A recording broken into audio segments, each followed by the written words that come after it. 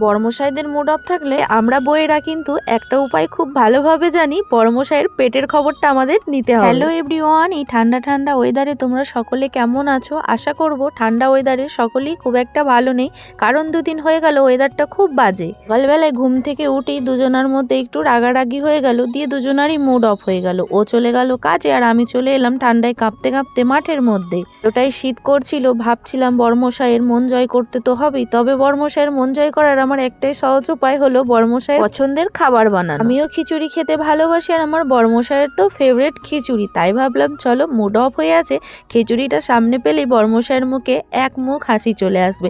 এটাই তো আমরা বউয়েরা দেখতে চাই, বলো? বরের ওপরে রাগ করব, ঝগড়া করব, কিন্তু মুড অফ করে থাকলে বর হবে না, তাই না বলো? কে কে আমার মতন কমেন্টে জানাবে। বেদের বাড়ি থেকে একটু পালং শাক নিয়ে এসে সব রকম সবজি দিয়েই দেখো সুন্দর করে খিচুড়ি বানিয়ে ফেলেছি আর বড় বড় শিম ভেজে ফেলেছি। দিয়ে আমি খেতে বসলাম, বড়মশাইকে খেতে দিয়ে বললাম, কি গো কেমন, মনটা এবার ঠিক হলো? দিয়েও হাসছে আর বলছে ঠিক আছে একদম, আর আমাকে রাগাচ্ছে ভালো হয়নি খিচুড়ি। কিন্তু আমি তো জানি, নিজের ওপরে বিশ্বাস ছিল খিচুড়িটা দারুণ হয়েছে, তাই আমিও খেয়ে দেখলাম খিচুড়িটা অসাধারণ ছিল। দেখো বিকাল 4টে বেজে গেছে, সূর্যি মামার কি অবস্থা। সবাই ভালো থেকো, সুস্থ থেকো এই ঠান্ডার মধ্যে। ভিডিওটা কেমন লাগলো জানিও।